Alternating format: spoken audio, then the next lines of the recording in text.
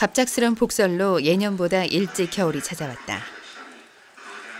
한 해 농사를 마친 농사꾼들에게 겨울은 외로운 계절이다.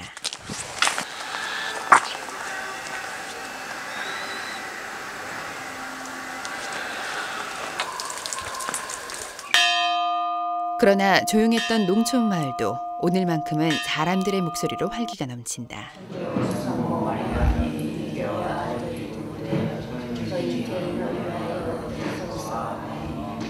은총이 가져가신 마리아님 기뻐하소서. 주님께서 함께 계시니 여인 중에 복되시니. 자, 여기를 가장 먼저 와서 찾아뵀는데 벌써 한 11달이 쑥 지나서 다시 이렇게 뵙게 되었습니다. 그때는 좀 어색했는데 지금 좀 편안해요. 보니까 여러분들도 좀 편안하신가요? 네. 오늘은 1년에 2번 판공성사가 있는 날. 농촌을 찾은 젊은 신부의 활기찬 목소리에 늙은 신자들의 얼굴에도 생기가 돈다.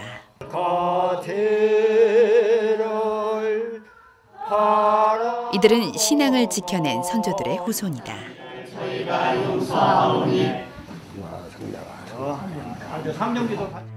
1866년 병인박해를 피해 천주교 신자들은 산속으로 들어간다.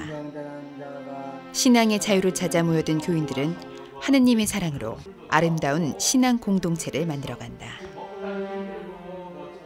박해가 있을 때마다 살아남은 신자들은 신앙을 지키기 위해서 아무에게도 방해받지 않는 곳으로 찾아갈 수밖에 없었습니다. 그것이 바로 산속이었고, 그렇게 모이던 신자들이 형성한 마을이 교우촌으로 형성이 되었던 것입니다. 교우촌은 한국 사회 안에서도, 한국 역사 안에서도 참 보기 드문 독특한 취락 구조였습니다. 그리고 교우촌의 신자들을 하나로 모아내는 장소가 있었다. 바로 작은 교회, 공소다. 교우촌 마을 중심에 세워진 공소는 한국 초기 교회 공동체의 뿌리로 박해 시대를 견디어온 구심점의 역할을 하였다. 그러나 신앙의 역사만큼이나 오래된 공소들이 지금 사라지고 있다.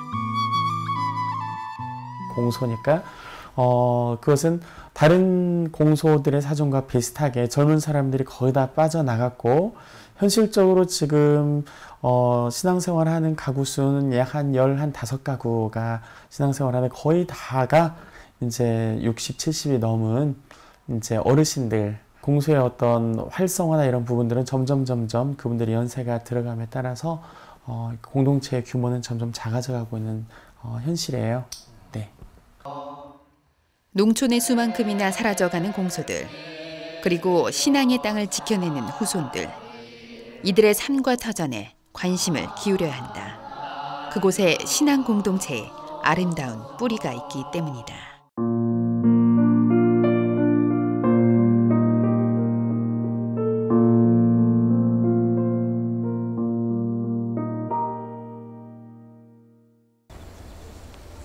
고개 모양이 마치 돛박을 엎어놓은 것과 비슷하여 붙여진 이름 돼제.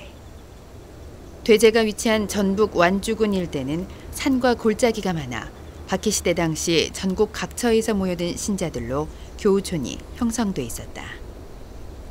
그런데 그들은 매우 가난한 삶을 살았다.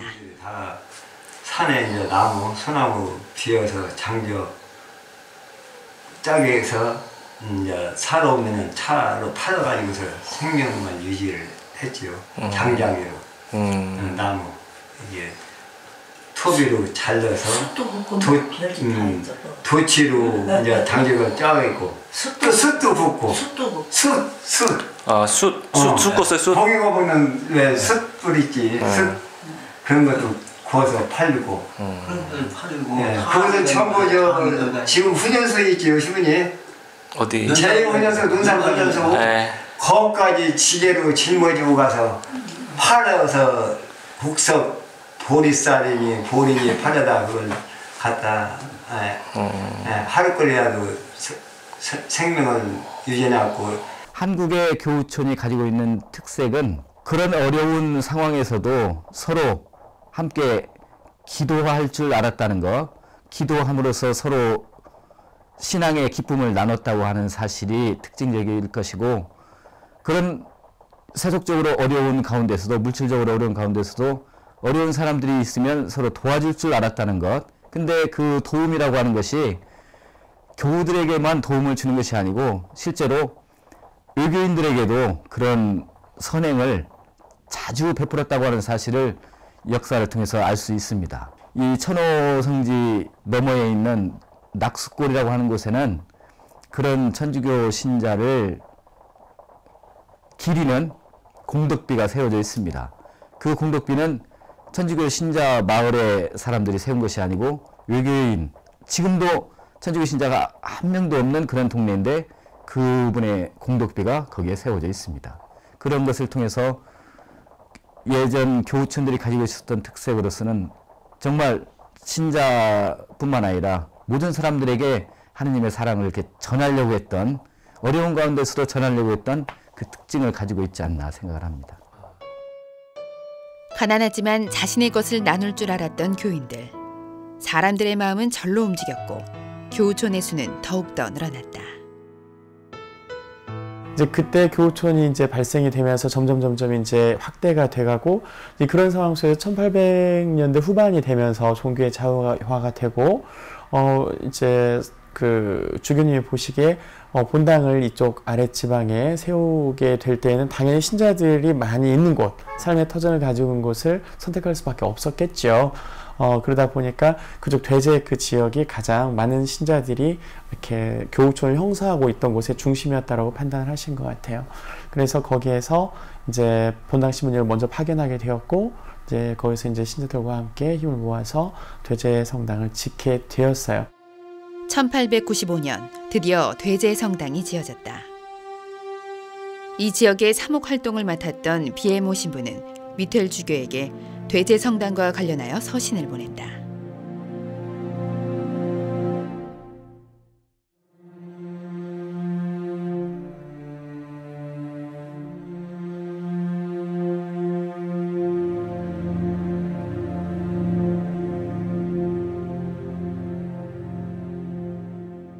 제가 지난 2월에 와가지고 제일 먼저 온 데가 어디라고요? 대제 왔잖아요. 여기를 왜 제일 먼저 왔다고 그랬죠? 제가 부임하자마자 다음날 왔어요. 예, 왜 왔다고 그랬죠? 내가 좋으시니까 여기가 우리 종갓집이에요. 종갓집, 그쵸? 한강 이남, 우리 최초의 우리 성당이잖아요. 그래서 이 대제 성당으로부터 쫙 이렇게 퍼져 나갔다고 보면 돼요. 우리 전주교구의 모본당이기도 하죠. 신앙의 자유시대에 한국 천주교회의 새로운 시작을 연 대제성당. 서울 약현성당에 이어 두 번째로 지어진 성당이자 우리나라 최초의 한옥성당이다. 벽돌이 아닌 한옥의 목구조로 지어진 이유는 무엇일까? 예전 성당들이 산속에 있는 이유도 신자들이 산속에 살고 있었기 때문에 산속에 먼저 성당들이 세워지게 되었는데, 외국처럼 벽돌로 훌륭하게 세울 수 없는 환경도 있었죠. 가난하고 그렇기 때문에 그 주위에서 얻을 수 있는 재료들을 가지고 성당을 지을 수밖에 없었죠. 대제성당 같은 경우에는 그 산 너머에 있는 쌍계사, 거기를 헐은 부재를 가지고 지었죠. 그러면서 이제 한국인의 또 정서가 있기 때문에 한옥으로 이렇게 지은 것으로 알려지고 있습니다. 부족한 재료로 지어졌지만 대제성당은 건축학적으로 손색이 없었다. 우선 당시 시대상을 고려한 부분을 찾아보면 성당 내부의 신자석은 칸을 막아 남녀석을 뚜렷이 구분하였다. 또한 내부의 출입문을 따로 두어 장유유서의 법도대로 노인, 중년, 어린이의 문을 엄격하게 구분하였다. 그리고 무엇보다 대제성당이 건축학적으로 중요하게 기억된 것은 종교 건축의 대표적인 양식, 바실리카 양식을 한옥에 접목시킨 것이다. 대제성당 같은 경우에도 바실리카 양식의 변형이라고 하는 건축학적인 의미를 얘기를 하는데, 어떤 면에서 그러냐면 바실리카 양식은 많은 사람들이 그 집회에 이렇게 참여할 수 있는 그런 공간을 만드는 것인데, 그 장방형으로 이렇게 되어 있고, 그리고 회랑이 이렇게 형성이 되어 있다는 것이 또 특징이죠. 대제성당도 가서 보면 양쪽으로 이렇게 회랑이, 툇마루식으로 회랑이 이렇게 형성이 되어 있죠. 바실리카 양식으로 지어진 대표적 성당 전주교구의 전동성당과 비교해보자. 집회 등 많은 사람들이 참여할 수 있는 공간으로 설계된 바실리카 양식은 중앙에 높은 천장과 장방형의 건물을 지탱하는 열주, 그리고 측면을 연결하는 회랑이 주요 특징이다. 대제성당에서도 이와 같은 구조를 볼 수 있는데 건물을 지탱하는 열주, 팔각지붕을 잇는 목조기 등으로, 그리고 회랑은 툇마루로 이어지고 있다. 신앙 선조들의 재가 돋보이는 대제성당. 그러나 지금의 모습은 2009년도에 복원된 것으로 원형은 사라지고 없다. 여기 사비한테 성당이 그때 소탕당했습니다. 우리나라 사람이지만 빨리 타는 데도 하고 이민군들 이북으로 못 넘어가서 떨어져 있던 사람들하고 이 전라도 지리산에 본부로 있어가지고 먹을 거이 없으니까 여기까지 와서 식량을 이제 도주고 해가고 또 여기 와서 자기도 하고 그랬어요. 또 우리 성당에 와서 이렇게 자기도 하고 그래서 이제 충남 경찰들이 우리 성당을 소탕한 거예요. 발굴을 해서 이제 무슨 초속지라든지 그런 자리 위치를 예전에 있던 불타기 전에 건물을 찾기 위한 노력이 있었습니다. 발굴했었는데 저희가 설계를 하면서 발굴 결과를 받아보니까 그 초속지라든지 그런 건 전부 다 없어졌더라고요. 없어졌고 그 발굴지에 의해서 저희가 그 위치를 앉혀보려고 했는데 그냥 정확한 위치를 앉힐 수는 없었어요. 전쟁의 참화 속에 사라진 성당은 이제는 흑백 사진으로밖에 볼 수 없다. 400여 명의 교인들이 아침 저녁으로 모여 기도하고 주님을 찬양했던 이곳은 이제 오래된 후손들 몇 명만이 남아 신앙의 명맥을 이어가고 있다. 살기가 어려우니까 살기 어려우니까 생활을 못해 나갈 형편이니까 나갔다고 보여죠. 야, 이렇게 두르려고 하는 사람이 없어요. 몇 킬로이라도 해서 이렇게 두르고 자꾸 젊은 사람들이 좀 하면 두르면은 참 좋겠는데 저희는 그런 것이 없기 때문에 그게 좀 아쉬워요. 사람 많은 도시로 본당이 옮겨지면서 대제성당은 공소가 되었다.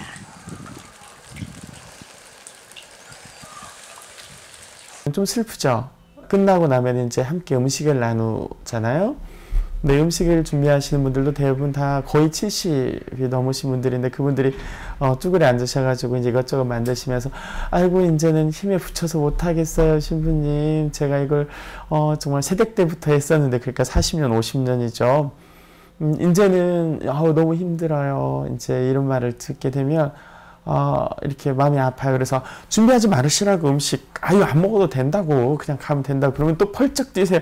그런 게 어딨냐고 오셨으니까 먹어야 되긴 하는데 그러니까 그분들은 해주고 싶고 함께 음식 나누고 싶은 마음은 늘 열정이 그대로 담아 있는데 몸이 이제 슬슬 이제 연세가 드셔가면서 노쇠해져 가는 거죠. 그러면서 제가 앞으로 한 10년 뒤 20년 뒤면은 이제 이러한 상황들도 이제 이런 문화들도 한순간에 이제 이렇게 사그러들 수 있겠구나 그러면서 안타깝고 좀 슬프죠. 아픈 몸을 마다하고 음식을 준비하며 함께 나누는 이유는 그들의 가슴에 새겨진 행복했던 유년의 추억들 때문이다. 이거 준비하는 너무 고생 많이 하셨네요. 아니 차린 거 없어요. 차린 거 없어요? 왜 이렇게 안 차렸어요 그러면? 여기 시작하기가 튼튼해요. 기도할까요? 네. 성부와 성자와 성령의 이름으로. 아멘. 주님, 은혜로이 내려주신 이 음식과 이 음식까지 수고하신 모든 분들의 강복하소서 우리 주 그리스도를 통하여 비나이다. 아멘. 성부와 성자와 성령의 이름으로. 아멘. 이렇게 하는 인사 드리시면 어떠세요? 기분이 좋죠.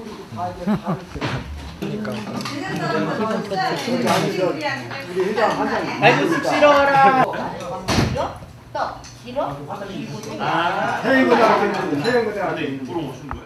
신부님 이재호 신부님 여기 당에서 저체 넘어오셔서 지무실 때 그때 저녁에 그냥 날 세우고 같이 놀고 그런 적이 있어. 그때 재밌었지요. 봄 방공, 가을 방공 그렇게 오셔가지고 밤새웠죠. 밤새울 때가 들어 있었지요.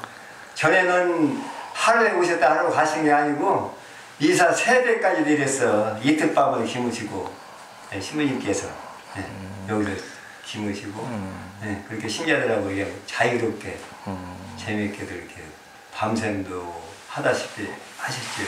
뭐하고 노셨어요? 응? 뭐하고 노셨어요? 윷놀이도 하고 뭐 노래도 같이 부르고. 아버지에서 아버지로 이어진 신앙의 유산들. 그것은 쉽게 얻을 수 있는 것이 아니다. 제일 첫째 문답 교리가 사람이 무엇을 위하여 세상에 났느뇨. 사람이 천주를 알아 공경하고 자기 영혼을 구하기 위하여 세상에 났나니라. 그게 시작이야. 320억 중에 중간중간 신부님이 눈 딱 감고 그걸 물어. 그럼 대답을 못하잖아요. 우리가 못하면 다시 배워가지고 2번, 3번까지 쫓겨나. 알고 해야 돼. 구해 성사를 보려면 그만큼 원했어요. 지금 그렇게 한다고 하면 우리 신자들 상당히 나올 사람 없을 거예요. 지금 그런 생각이 들어요. 지금 그렇게 엄했어요.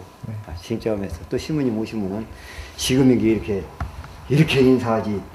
옛날에는 큰절 무릎 꿇고 큰절 올렸어요. 할아버지들도 신부님한테 할아버지 얘기하고 우리 할아버지들도 신부님 오시면은 이렇게 이렇게 하고 큰절 올렸어. 큰절 이렇게 신부님한테 꼭 이렇게 인사드리세요. 지어는 말할 것도 없고 우리 할아버지들도 그렇게 해서. 도시에서는 결코 찾아보기 어려운 그러한 분위기죠. 연로하신데도 불구하고 그 이전에 그분들의 아버님 또 그 아버님의 아버님 때로부터 대부분 순교자들의 후손들도 있고 그러거든요. 그분들로부터 이어내려온 어떤 신앙의 깊이가 그들의 마음가짐, 미사를 봉헌한 자세에서 그대로 드러난다는 걸 느낄 때가 있어요. 아주 어렸을 때부터 그냥 마땅히 그러해야 하는 식으로 배어있는 그런 신앙들의 모습들을 첫 번째는 볼 수가 있고 그래서 고맙고 그런 것들을 잘 간직해주고 계셔서 4대째 이곳에서 신앙생활을 이어오는 김영옥 비오 전 공소회장에게는 오래된 바람이 있다. 이 피정의 집은 96년도에 제가 회장부 때 설립을 했어요. 하도 이제 각처에서 우리 퇴제 성당을 많이 찾아오는 분이 계셔가지고 오시면은 기무실 자리도 없지 식사할 자리도 없지 해가지고서 이제 우리 공소 신자들 힘으로 이 집을 지었어요.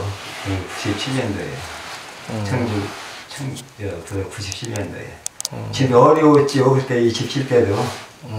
그러시구나. 그래가지고 집을 진 뒤에 이제 각처에서 이렇게 많이들 오셔가지고 피정도 하시고 기무시고 가시고. 그때 제일 진짜로 그때는 흐뭇했습니다. 사실은.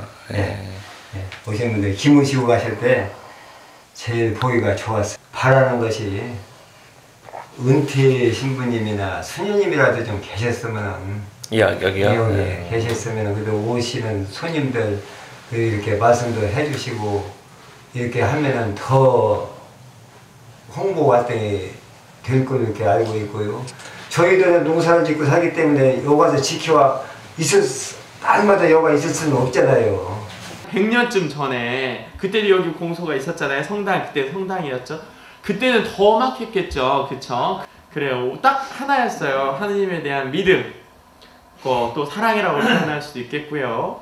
또 하느님께서 분명히 이 신앙 안에서 우리에게 보답을 해주실 거라는 그 믿음이 분명히 있었기 때문에 그 어려움 가운데서도 이 죄제 이 성당으로 꾸였고요. 그때 많을 때는 한 350명까지 이렇게 있었다고 그 기록에 돼 있어요. 너희가 믿는 대로 되어라 그랬어요. 굉장히 중요한 말이에요. 어쩌면 이게 우리 신앙 선조들 100년 전에 이 자리에서 똑같이 좀 위치는 좀 틀렸으려나? 이 자리에서 100년 전에 똑같이 판공이 있었겠죠? 있었어요, 실제로. 한 350명, 300명 모여가지고 그때 그 험하게 여기 와가지고 있었던 분들의 그 마음도 그 믿음이었을 거예요. 오늘 예수님이 뭐라 그래요? 너희들 믿는 대로 이루어질 거라고 그런단 말이에요. 주님과 함께라면 어떤 험한 길도 헤쳐나갈 수 있다는 믿음. 그 믿음을 하나로 이어준 삶의 터전 공소. 신앙의 명맥을 이어가는 사람들과 함께하는 한 이곳은 초기 교회 공동체가 그럴듯 작고 낮은 곳을 향한 그리스도의 길과 언제나 맞닿아 있을 것이다.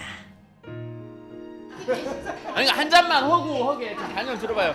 어르신들 건강하시고 행복하고 또 기쁜 또 부활이래 성탄절 맞이하시기를 청하면서 자 축배제하겠습니다. 이 모든 것을 위하여! 위하여! 감사합니다. 자, 감사합니다. 야 신부님.